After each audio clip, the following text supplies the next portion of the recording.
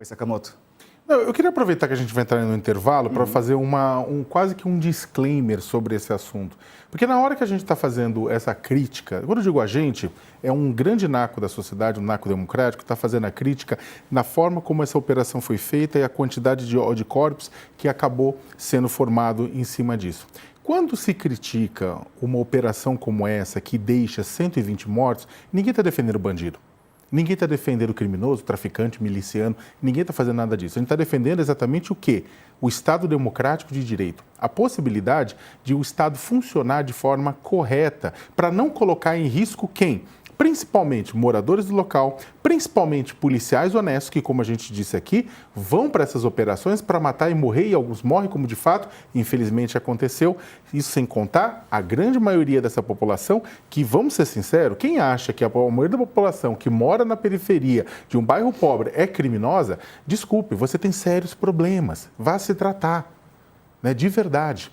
Então, o que acontece? Por que é tão importante que a gente critique esse tipo de operação e peça para que o Estado brasileiro, para que o Estado do Rio de Janeiro opere de forma racional, como a gente comentou, cortando financiamento, cortando orçamento, cortando armas, cortando drogas, atuando contra a lavagem de dinheiro, prendendo políticos e policiais corruptos que se envolvem com a milícia ou com as facções criminosas, mas também que o Estado entre nesses locais, não de forma atabalhoada, não empunhando só o fuzil, mas entre com educação, com saúde, com emprego, com lazer, com urbanização. Para quê? Para remover o tráfico de drogas, mas remover de uma forma inteligente. Seja no Rio de Janeiro, seja na Baixada Santista, seja no Recôncavo Baiano, seja em São Luís do Maranhão. O que a gente tem visto é o contrário, é o Estado chegando, demonstrando completamente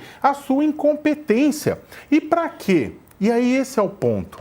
Uma população, eu não nego de maneira alguma que a população está cansada da violência. E está todo mundo cansado da violência, do roubo. Ainda mais o pessoal pobre que tem pouco e ainda acaba sendo prejudicado por isso, ninguém nega.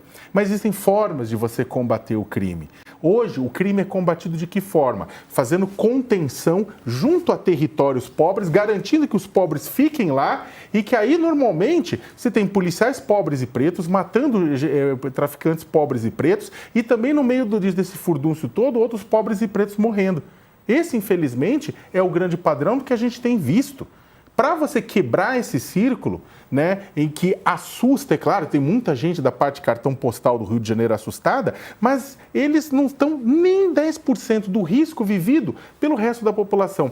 Para resolver essa história, é com inteligência, é com ações planejadas, é com integração entre o governo federal e o governo estadual, para ações que não disparem, ou que disparem de forma mínima. Ninguém está falando para enfrentar traficante com arma, com flores. Ninguém está pedindo para que o policial chegue lá e leia Marx para o traficante.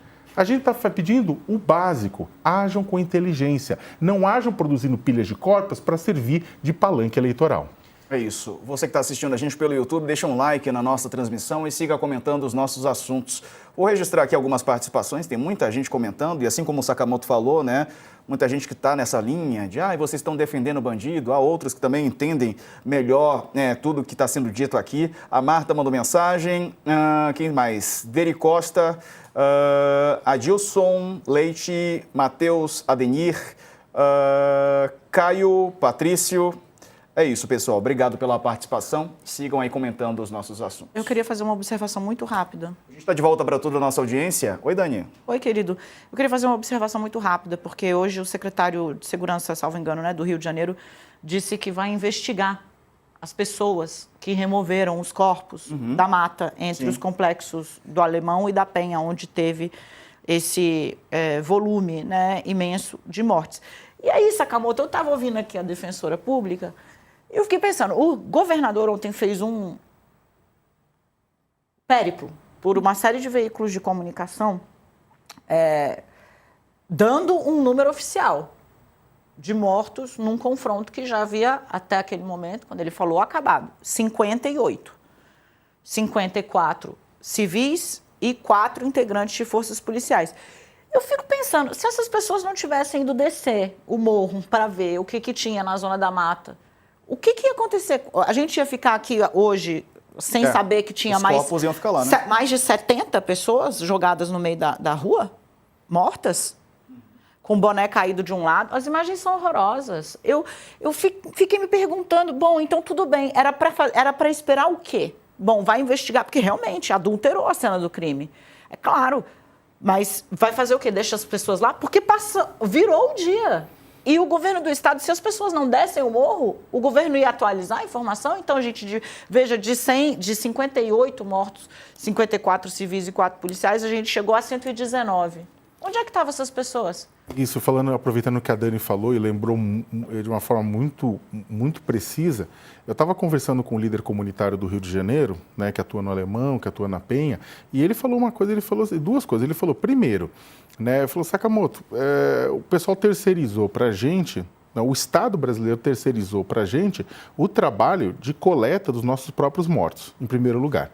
E segundo lugar, né, que também falou de uma forma bastante contundente, falou, olha, a minha impressão é que com isso o Estado quer tirar o dele da reta, dizendo o seguinte, nós não tivemos nada a ver com esses corpos foram questões internas, mesmo que você tenha tido os policiais entrando na mata, atuando, matando, aí o que eles se justificam? Opa, a gente não recolheu, a gente não tem nada a ver. É um absurdo completo essa justificativa, eles estavam revoltados com isso. Sakamoto, houve a defesa de que era estratégico empurrar o confronto para a zona da mata. Isso foi dito hoje na entrevista coletiva.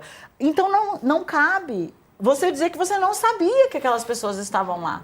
Porque se você empurrou, se houve um paredão, uma muralha do BOPE, não foi assim que eles citaram? Um muro do BOPE para empurrar o conflito para a zona da mata, como que tinha 70 pessoas mortas lá e saíram e eles não sabiam de nada. Da região do conflito. Não é que é um ou outro, são 70 corpos. Mas é que toda essa história que a gente está vendo, e vamos ser bem honestos até com o pessoal que está acompanhando a gente, independentemente de quem, da sua posição política, essa história, ela é repleta de cima a baixo de absurdos, de cinismos e de contradições. É de cima a baixo repleta de cinismo e de contradição. Não existe nenhuma possibilidade de ter essa quantidade de mortos sem que o Estado soubesse claramente o que estava fazendo. Sabia. A única diferença é que está dando de ombros e fazendo egípcia.